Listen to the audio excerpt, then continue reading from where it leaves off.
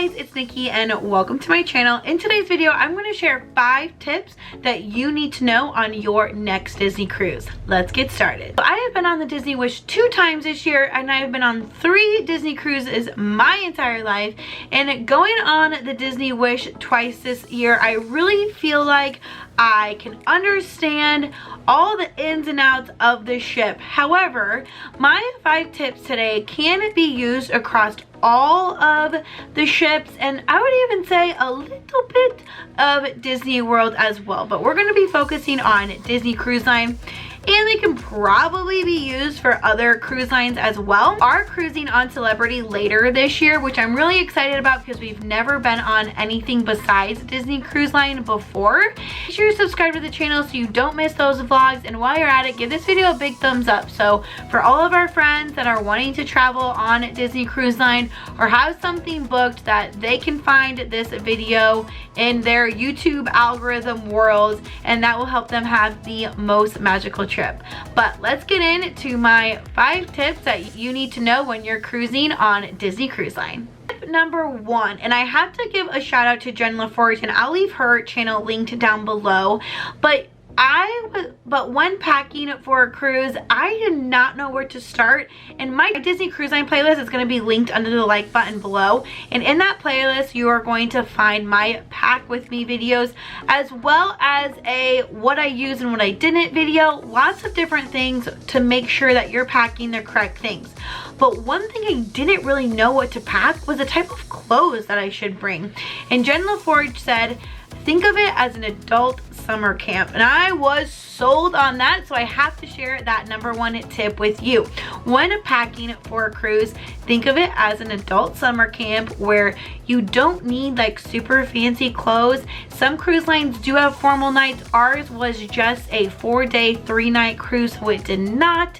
And I did bring a couple of like Lily Poulter dresses or something a little bit more fancy for dinner, and I think I wore a nice dress 2 times out of the 3. The first day I just wore what I wore when we got on the ship, because honestly we were running around and it was just crazy. And then the last day of my second cruise, I just threw on shorts and a t-shirt because we were exhausted and we just didn't feel like dressing up. So you definitely don't have to.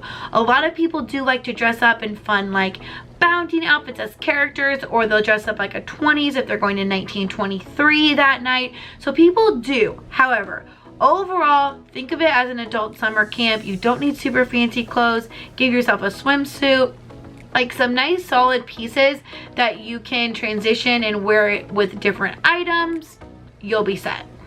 All right, tip number 2, and this one can go for any cruise line. I would even say Disney World.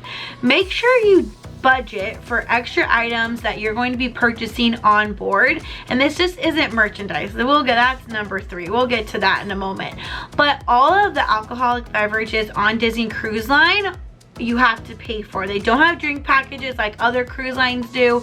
So just make sure that if you know you're going to get a specialty coffee every day, if you know you're going to get a nice glass of wine at dinner, or maybe you want to go get one of like the fancy desserts at Joyful Sweets, just know that those are going to be extra cost. So you don't want to like then come home and look at all of your charges that were on your stateroom. So just know that those are extra costs, and plan for that and budget for that before you go, because the worst thing is coming home and then looking at your bill and you're like, oh my gosh, I didn't think that.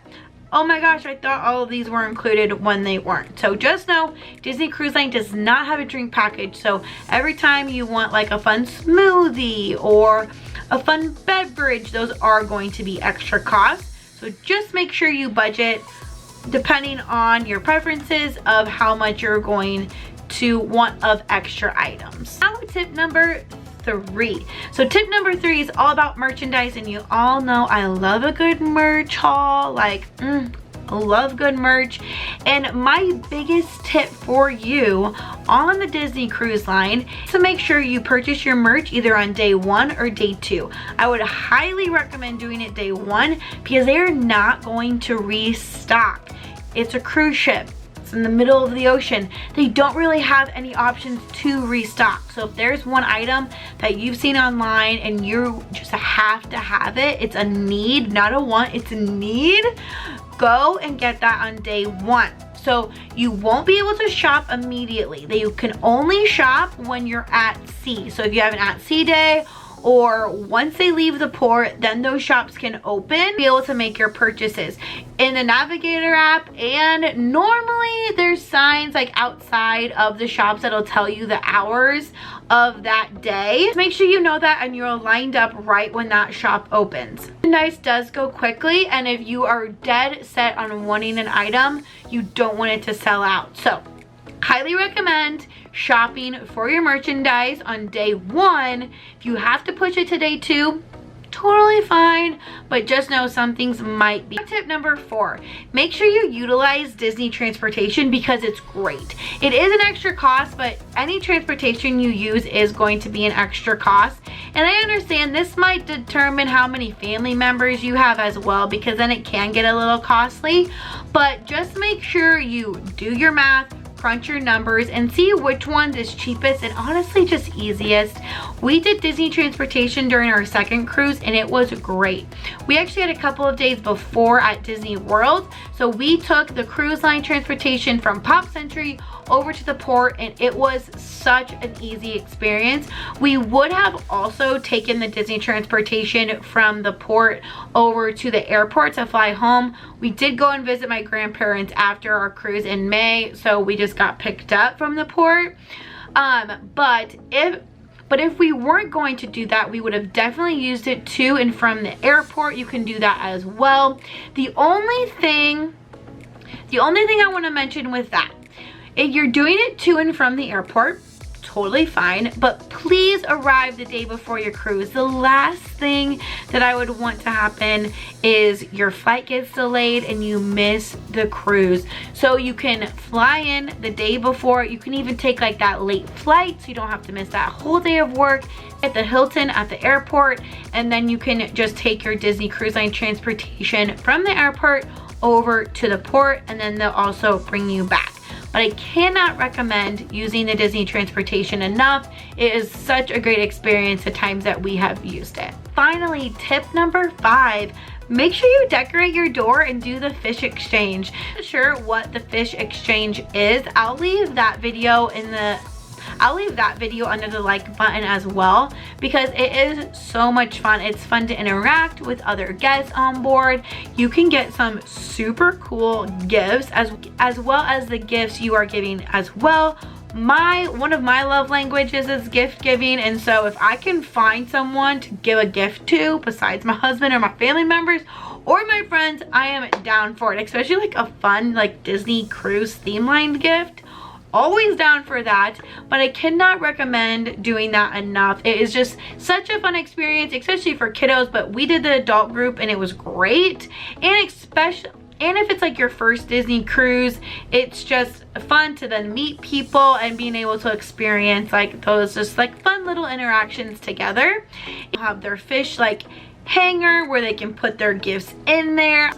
To sign up for the fish exchange, you need to join the Facebook group for your cruise as well, and then normally there's somebody that's like an admin that's helping out, and if you have any questions, just reach out to that person and they can get you added onto the list and let you know which groups that you need to give gifts to. But besides that, people also decorate their door with fun magnets or just pictures, and that is so much fun being able to see everyone's different experiences they have been on. I've seen people who have like a magnet with a photo of every Disney cruise they've been on, which is just like so incredible. I do have magnets that you can purchase in my small shop, and I'll leave that in the description down below as well. I can put your names on them and they're super cute. We loved doing this, and it was just such a fun experience to be able to see everybody's doors, and I love seeing everybody's doors decorated. And my biggest thing is I want people to know about this, because it would be so sad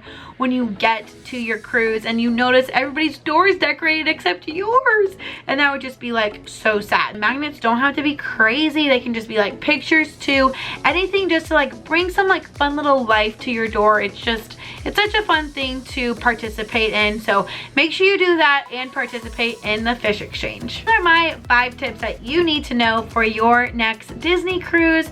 So packing, think of it as an adult summer camp. Budget for your extras. Shop for your merchandise on day 1 because you don't want to miss out on anything that sells out. Use Disney transportation. Finally, make sure you decorate your door and participate in the fish exchange for your cruise because it is just so much fun.